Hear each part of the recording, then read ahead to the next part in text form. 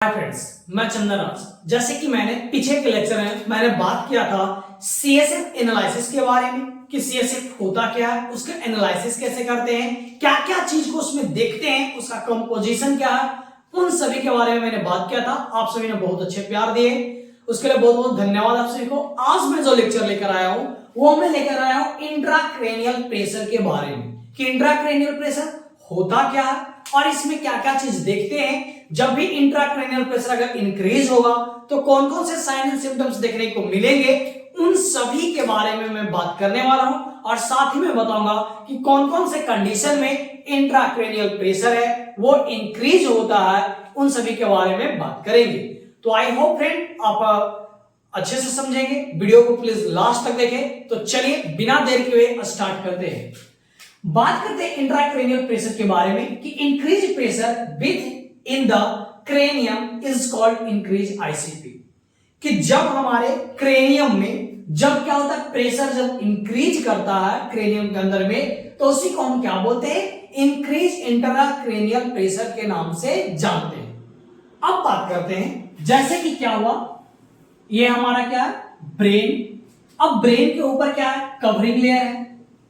तो जब प्रेशर जब इंक्रीज करता है क्रेनियम का स्कल, ये तो स्कल तो फिक्स है, लेकिन स्कल के अंदर बहुत सारे लेयर हैं, वेंट्रिकल्स हैं जहां से सेरिब्रोस्पाइनल फ्लूइड बनते हैं, और बहुत सारे लेयर हैं जहां पे टिश्यूज, ब्रेन टिश्यूज वगैरह हैं। अगर उनमें इंक्रीजमेंट, ब्रेन टिश्यूज में इंक्रीजमेंट देखने को मिलता है, या फिर ब्लड का प्रेशर इंक्रीज हो जाए, या फिर सेरिब्रोस्पाइनल फ्लूइड इसका इंक्रीजमेंट हो जाए, तो इन सभी के अगर प्रेशर इंक्रीज हो जाता है तो जिसके कारण से क्या देखने को मिलता है, इंट्राक्रैनियल प्रेशर देखने को मिलता है। बात करते हैं intracranial pressure composed by three things. मैंने पीछे के लेक्चर में मैंने बात किया था कि जो सीएसएफ प्रेशर होता है, सेरिब्रोस्पाइनल फ्लूइड प्रेशर होता है, उसमें सिर्फ सीएसएफ की मात्रा बढ़ता है जिसके कारण से वह प्रेशर होता है। लेकिन इंट्राक्रैनियल प्रेशर में यहां पर ब्रेन का जो ब्रेन का जो डिफरेंट लेयर है, अगर उसमें टिश्यूज वगैरह का अगर ज्यादा ग्रोथ हो रहा है तो जिसके कारण से प्रेशर पड़ेंगे। सेकंड, ब्लड सप्लाई, अगर ब्लड सप्लाई ज्यादा हो गया हो तो क्या करेगा, प्रेशर ज्यादा एक्सर्ट करेगा। फिर बात करते हैं सीएसएफ, अगर सीएसएफ की मात्रा बढ़ जाता हो तो जिसके कारण से भी क्या होता है, जो प्रेशर इंक्रीज हो जाता है क्रेनियम के अंदर में, तो इसी को हम क्या बोलते हैं, इंट्राक्रैनियल प्रेशर बोलते हैं। सबसे जो मेन कॉज होता है इंट्राक्रैनियल प्रेशर का वो होता है ब्रेन पेरेन्काइमा, या 78% कॉज होते हैं। कहीं ब्रेन का जो टिश्यूज है, सेल है, वो इनलार्ज हो जाना, तो इनलार्ज होने से क्या होगा कि जो हमारे क्रेनियम है उसमें क्या होगा, क्रेनियम पे प्रेशर ज्यादा लगाएगा, और उसी चीज को हम क्या बोलते हैं, इंट्राक्रैनियल प्रेशर बोलते हैं। अब बात करते हैं कॉजेज ऑफ इंट्राक्रैनियल प्रेशर के बारे में। अगर ब्रेन ट्यूमर हो गया, ब्रेन ट्यूमर कहते हैं किसको है, इंक्रीजमेंट ऑफ सेल टिश्यू। अगर सेल का इंक्रीजमेंट हो जा रहा है, अनग्रोथ सेल हो रहा है, तो उसी को क्या बोलते हैं, ट्यूमर बोलते हैं। तो अगर हमारे क्रेनियम के अंदर जो डिफरेंट लेयर्स हैं, या फिर हमारे ब्रेन में अगर टिश्यूज का अनग्रोथ होता है तेजी से, तो क्या होगा, प्रेशर ज्यादा लगाएगा, क्योंकि उसका क्या है, जो साइज है वो बढ़ रहा है, तो उससे भी क्या होगा, इंट्राक्रैनियल प्रेशर इंक्रीज करेगा। सेकंड, ब्रेन ट्रॉमा, अगर ट्रॉमा के कंडीशन है जिसके कारण से भी, अगर कोई सर्जरी हुआ हो, ब्रेन सर्जरी, उसके कारण से, अगर ब्रेन हेमरेज हुआ है जिसके कारण से, तो इन सभी में आपको क्या देखने को मिलेगा, टिश्यू है जो इंक्रीज कर रहा है। ब्रेन हेमाटोमा, इसमें क्या होगा, फ्लूइड जो ब्लड है उसका इंक्रीजमेंट होगा। इंसेफ्लाइटिस, मेनिंजाइटिस, या फिर हाइड्रोसिफेलस। हाइड्रोसिफेलस करने का मतलब कि जो सीएसएफ है उसका इंक्रीजमेंट होना, तो ये सभी कॉज है क्या चीज का, इंट्राक्रैनियल प्रेशर इंक्रीज होने का। अब फ्रेंड्स, मैंने पीछे के लेक्चर में मैंने बात किया था, अगर आप नहीं देखे तो प्लीज इसे देखने के बाद जरूर आप उसे देखें, ताकि आपको अच्छे से सभी चीज के बारे में आपको नॉलेज हो।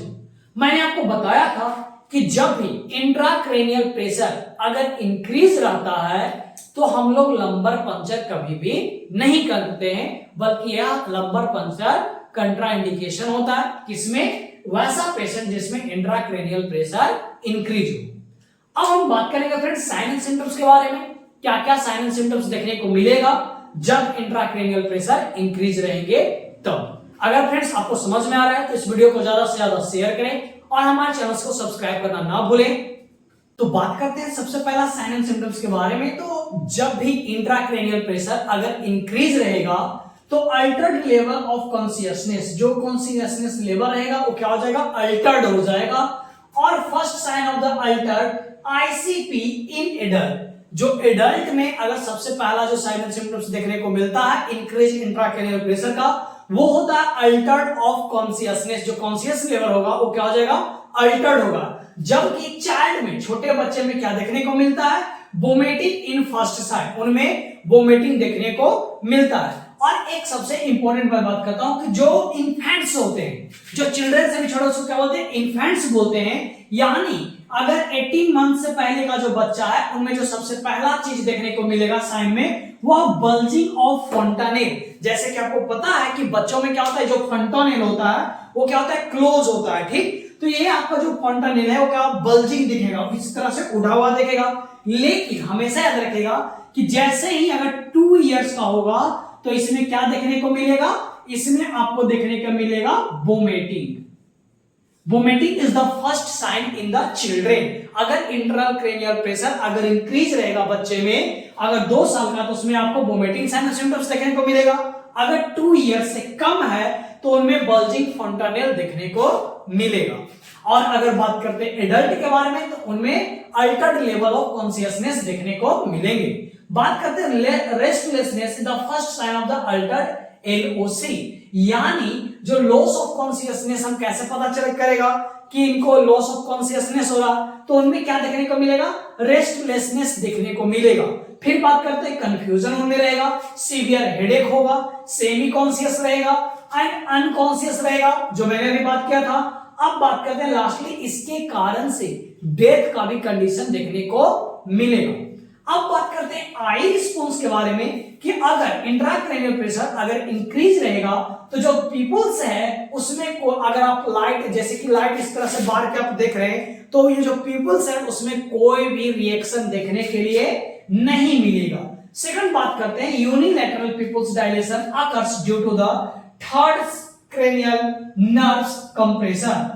अगर जो थर्ड क्रेनियल नर्व्स है अगर उसमें कंप्रेशन हो जाएगा, किसके कारण से, इंट्राक्रैनियल प्रेशर जब इंक्रीज होगा जिसके कारण से जो थर्ड क्रेनियल नर्व है वो कंप्रेस होगा, जिसके कारण से यूनिलेटर, यानी एक तरफ का जो पीपल्स है, इस तरह से पीपल्स है, वो क्या हो जाएगा, डायलेट हो जाएगा। तो इसको क्या बोलते हैं, ये किसके कारण से हो रहा है, थर्ड नंबर क्रेनियल नर्व्स है वो कंप्रेस हो रहा है, जिसके कारण से कभी कभी क्या हो जाता है, बाइलेटरल पीपल डायलेशन, दोनों पीपल्स है वो क्या हो जाता है, डायलेट कर जाता है। क्यों, इसका मेन कॉज होता है बाइलेटरल क्रेनियल नर्व, जो थर्ड क्रेनियल नर्व है अगर दोनों तरफ से अगर डैमेज हो जाता है या फिर मिड ब्रेन आपको इंजरी होगा, जिसके कारण से आपको बाइलेटरल पीपल डायलेशन देखने को मिलता है। अब बात करते हैं सबसे इंपॉर्टेंट बात, वो होता है ओमनियस साइन के बारे में। यह ओमनियस साइन क्या होता है, pin point in the clinical manifestation of Pons injury and or morphine toxicity।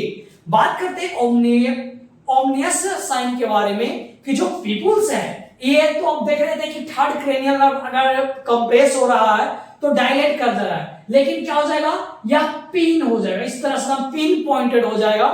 तो यह किसके कारण से होता है, जब इंट्राक्रैनियल प्रेशर अगर इंक्रीज हो गया हो और जिसके कारण से हमारा क्या है, जो पोन्स इंजरी हो जाए या फिर मॉर्फिन टॉक्सिसिटी, अगर जो मॉर्फिन का दवाई की मेडिसिन किसी को पड़ रहा है अगर उसका टॉक्सिसिटी हो जाता है तो उस कंडीशन में भी जो पीपल्स है वो कैसा हो जाता है, पिन पॉइंट हो जाता है।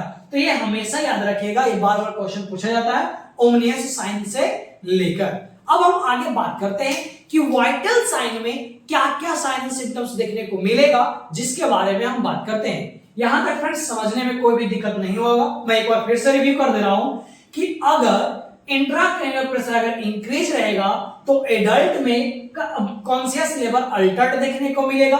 अगर बच्चे हैं तो उनमें है कि वोमिटिंग देखने को मिलेगा, अगर इन्फेंट्स हैं तो उनमें जो बल्जिंग ऑफ फॉन्टानेल देखने को मिलेगा।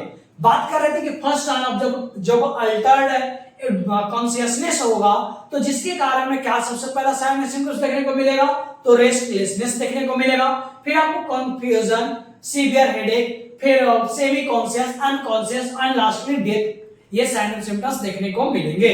मैंने बात किया था आई के बारे में कि यूनिलैटरल रहेगा, जब थर्ड क्रेनियल नर्व अगर कंप्रेस होता है तो जिसके कारण से एक आई के साइड का क्या रहेगा, डायलेट पीपल दिखेगा।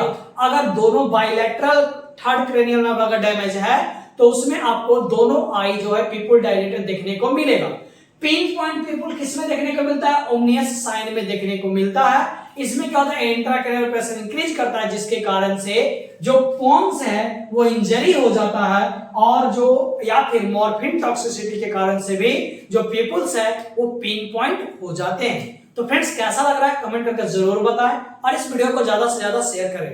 वाइटल साइन में जो सबसे पहला जो देखने को मिलेगा वो मिलेगा कसिंग ट्रेड। अब बात करते हैं कसिंग ट्रेड होता क्या है, सबसे पहले इसको समझते हैं। तो कसिंग ट्रेड के अंदर में 3 पॉइंट्स आते हैं। सबसे पहला increase systolic blood pressure, widen pulse rate. क्या होगा कि सिस्टोलिक ब्लड प्रेशर है वो क्या कर जाएगा, इंक्रीज कर जाएगा, या फिर जो जो पल्स प्रेशर है वो क्या हो जाएगा, वाइड हो जाएगा।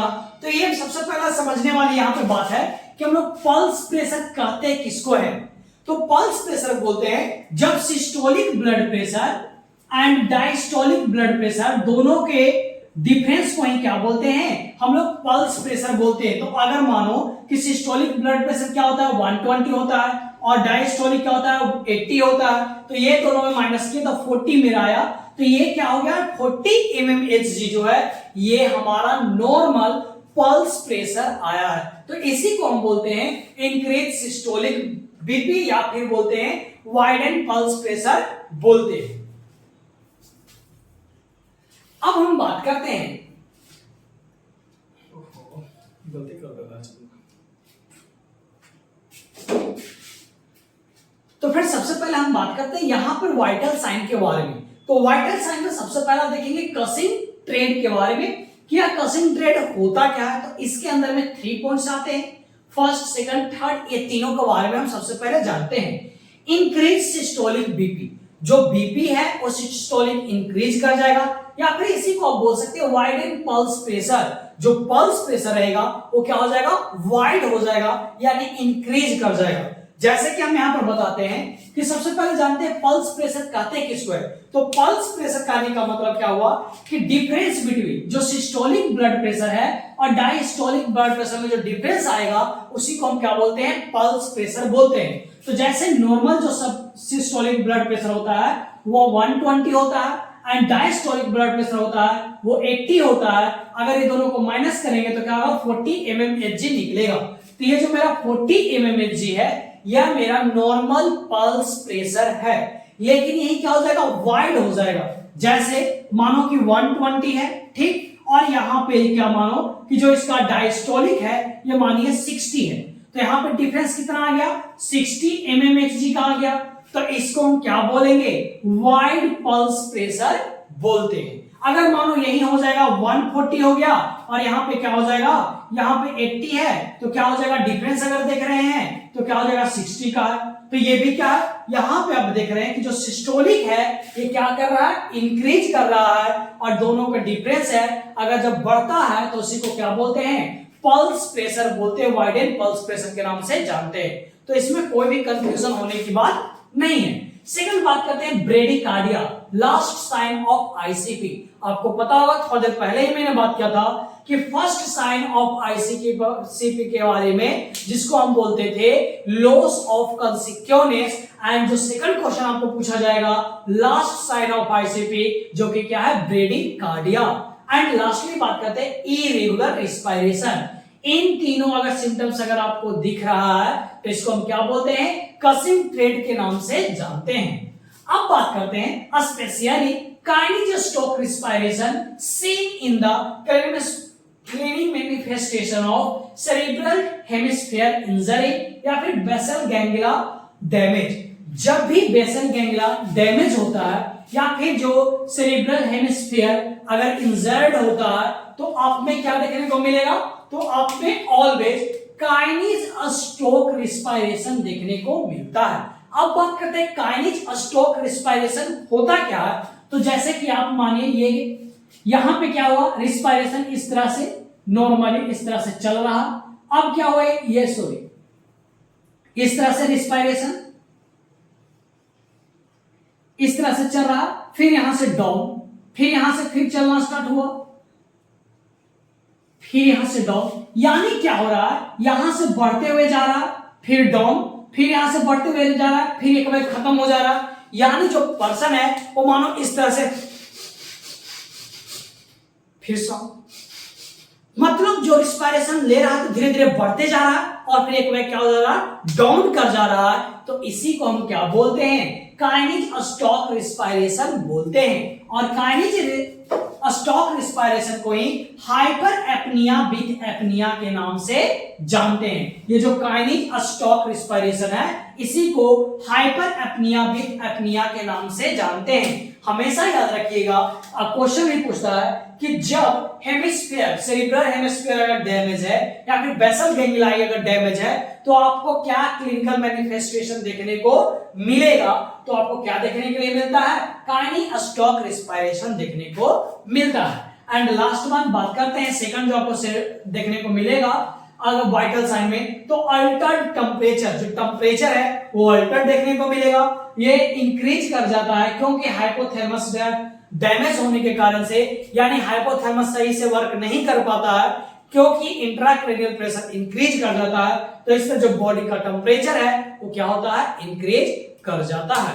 अब हम बात करते हैं पोस्चर के बारे में कि पोस्चर में क्या क्या देखने को मिलेगा, उसके बारे में जानते हैं। पोस्चर के साइन एंड सिम्टम्स के बारे में, तो आपको इसमें क्या देखने को मिलेगा, इसमें आपका decorticate posturing due to the damage of cerebral hemisphere, cerebral hemisphere को डैमेज कर जाने के कारण से डिकॉर्टिकेट पोस्चर देखने को मिलेगा।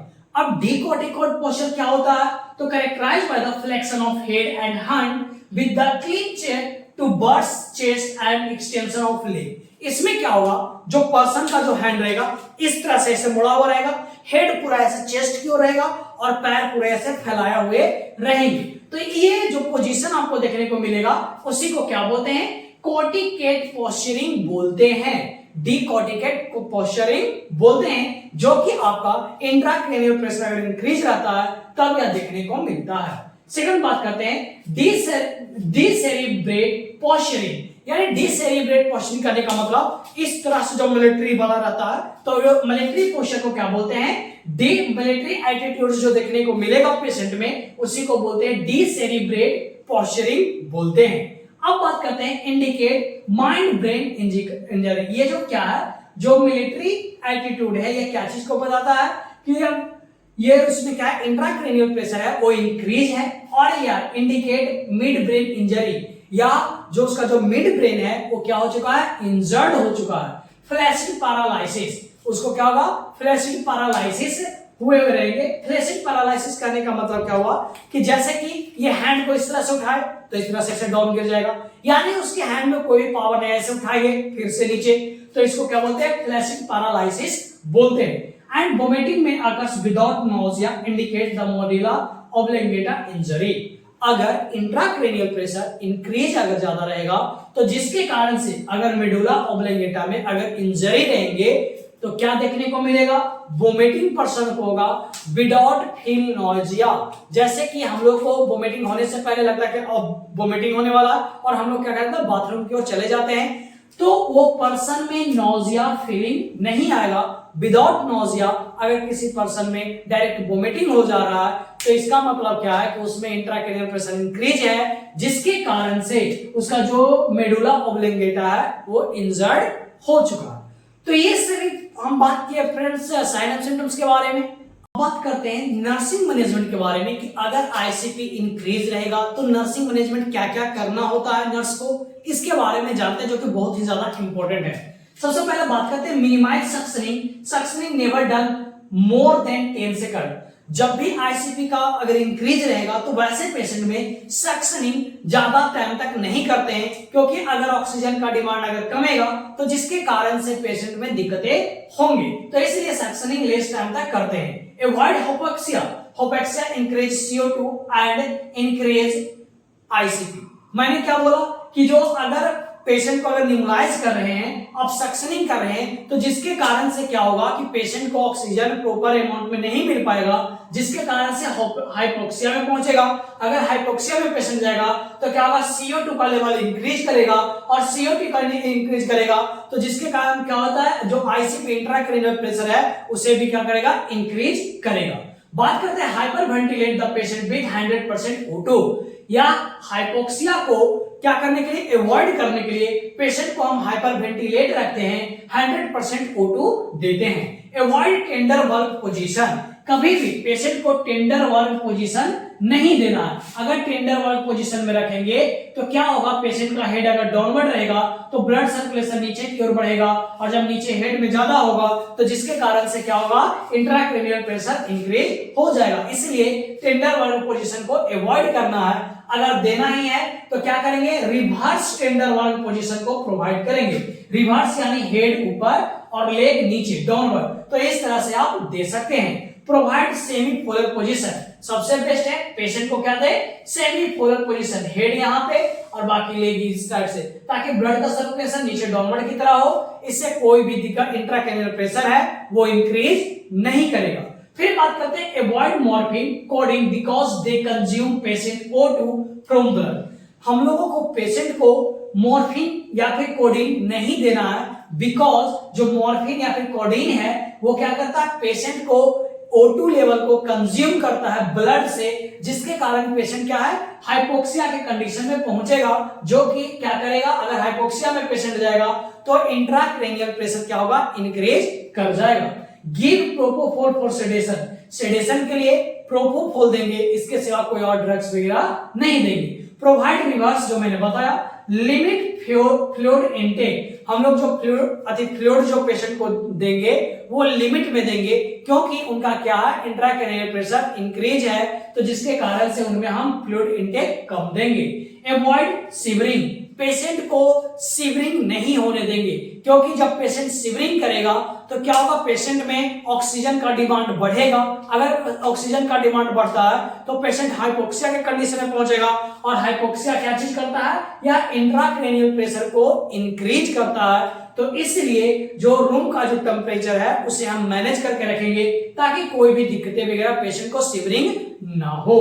लास्टली बात करते हैं अवॉइड वेल्सवास मैनोर योरवा, यानी यह एक प्रकार का एक्सरसाइज है वेल्सवास मैनोरवा, जिसमें क्या होता है, पर्सन डीप ब्रेथ लेता है और रोकता है, उसके बाद क्या करता है, छोड़ता है। तो ये करने से क्या होता है, जब ऊपर लिया और स्टे करता है, जिसके कारण से परफ्यूज करता है, और परफ्यूज करने से कारण से क्या होता है, ऑक्सीजन का जो लेवल है वो डिक्रीज करता है, और लास्ट में जो पर्सन है वो क्या चीज में, हाइपोक्सिया होगा, और जिसके कारण से इंट्राक्रैनियल प्रेशर है वो क्या हो जाएगा, इंक्रीज करेगा।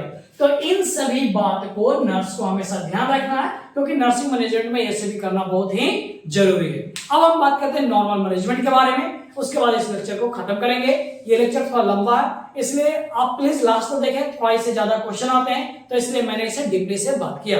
तो आपने बात करिए साइन एंड सिम्टम्स के बारे में। अब हम बात करेंगे कि कैसे हम जानेंगे कि आईसीपी इंट्राक्रैनियल प्रेशर है वो इंक्रीज है, तो क्या क्या टेस्ट करवाएंगे, इन सभी के बारे में बात करते हैं। तो सबसे पहला हिस्ट्री कलेक्शन लेंगे, फिर बात करेंगे कोई जैसे हिस्ट्री कलेक्शन में कोई हेड इंजरी तो नहीं है, या फिर ब्रेन ट्यूमर वगैरह तो नहीं है, तो इन सभी चीज के बारे में हम पता करेंगे। फिजिकल एग्जामिनेशन लेंगे, स्कल एक्सरे करवाएंगे, सीटी स्कैन, एमआरआई करवाएंगे, ईईजी करवाएंगे, एंड पीईटी पोजिस्ट्रोन इमिशन टोमोग्राफी करवाएंगे। तो इन सभी के बारे में मैं बात किया हूं, रेडियोलॉजी जो लेक्चर है उसमें मैंने बात किया, तो प्लीज आप प्लेलिस्ट में जाएं और रेडियोलॉजी के लेक्चर में आप ये सभी के बारे में, सीटी स्कैन, एक्सरे, ईईजी, इन सभी के बारे में आप नॉलेज ले सकते हैं। अब बात करते हैं मैनेजमेंट के बारे में, कि जब आईसीपी जिसका इंक्रीज रहेगा उसमें हम क्या क्या मैनेजमेंट करेंगे, जिसके बारे में जानते हैं। तो यहाँ पे ऑस्मोटिक डाईयूरेटिक्स देते हैं। ऑस्मोटिक डाययूरेटिक्स में मैनिटोल देते हैं 20% आईडी या फिर ओरल ग्लिसरोल देते हैं। अब बात करते हैं कि ऑस्मोटिक डाययूरेटिक्स क्या करवाता है, तो यह यूरिन पास आउट करवाता है, जिसके कारण से ज्यादा यूरिन बाहर पास आउट होगा, तो जिससे क्या होगा कि इंट्राक्रेनियल प्रेशर है वो डिक्रीज होगा। यानी ये अगर जब भी कोई पेशेंट को मैनिटोल चलता है तो नर्सिंग मैनेजमेंट सबसे क्या रहता है कि जो नर्स है वो पेशेंट का क्या करे, मॉनिटर करने के लिए कि यूरिन कितना आउटपुट कर रहा है या नहीं कर रहा है, यानी जो आप मैनिटोल दे रहे हैं वो सही से वर्क हो रहा है, काम कर रहा है या नहीं कर रहा है। सेकंड बात करते हैं कॉर्टिकोस्टेरॉइड, जो इन्फेक्शन वगैरह है उससे डिक्रीज करने के लिए हम लोग कॉर्टिकोस्टेरॉइड देते हैं, जैसे प्रीडेनिसोलोन, डेक्सामेथासोन, हाइड्रोकोर्टिसोन। अब ये सभी क्या है कि ये जो कॉर्टिकोस्टेरॉइड देते हैं, अगर ये कॉर्टिकोस्टेरॉइड देते हैं तो क्या होता है, कॉर्टिकोस्टेरॉइड HCl को इंक्रीज करता है, हाइड्रोक्लोरिक एसिड को इंक्रीज करता है, जिसके कारण से अगर लंबे टर्म तक सिर्फ हम कॉर्टिकोस्टेरॉइड देते हैं तो पेप्टिक अल्सर होने के चांसेस होते हैं। तो इसलिए साथ में हम लोग कंबाइन करके एंटी एसिड हम लोग चलाते हैं ताकि पर्सन को कोई भी पेप्टिक अल्सर वगैरह न हो। बात करते हैं लूप डायरेटिक्स के बारे में कि लूप डायरेटिक्स जैसे फ्लूइड्स वगैरह जो हमारे बॉडी में होते हैं तो वो क्या होता है बाहर निकले, तो इसलिए हम लोग लैक्सिस देते हैं, फ्लुसिनामाइड देते हैं ताकि यूरिन वगैरह के थ्रू ये भी पास आउट करे।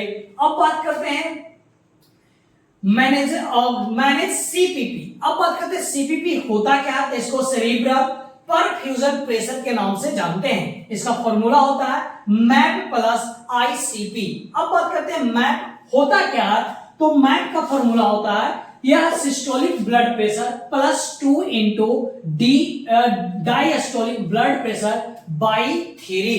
तो हम लोग को फॉर्मूला निकालने के लिए क्या करेंगे, सबसे पहले एस ये जो एमएपी है तो systolic blood pressure plus 2 into diastolic blood pressure by 3 और माइनस क्या करेंगे इंट्राक्रेनियल प्रेशर जितना भी है उसको माइनस करके हम लोग एमएपी निकालते हैं। तो यहां तक आपको समझने में कोई भी दिक्कत नहीं होगा फ्रेंड्स। तो प्लीज अगर आपको समझ में आया हो तो इस वीडियो को ज्यादा से ज्यादा शेयर करें और हमारे चैनल को सब्सक्राइब करना ना भूलें, बेल आइकन को जरूर ऑन कर दें, क्योंकि हमारे इस प्लेटफॉर्म पे आपको बहुत ज्यादा मेडिकल से रिलेटेड बहुत सारे लेक्चर मिलेंगे जो आपके लिए यूजफुल हो। Thank you so much friends, support medical nursing अड्डा 2.0।